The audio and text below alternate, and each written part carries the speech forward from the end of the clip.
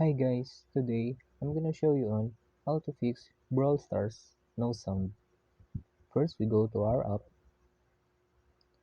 and then we can check if it has sound or doesn't have.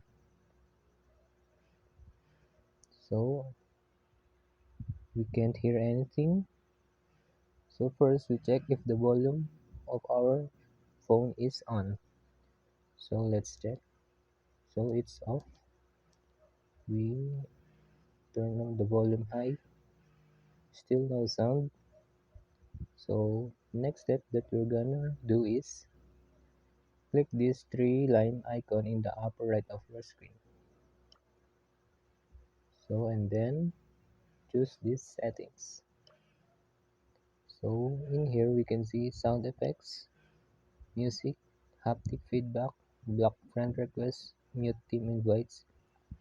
So as we can see the music is turned off. So all we're gonna do is turn it on.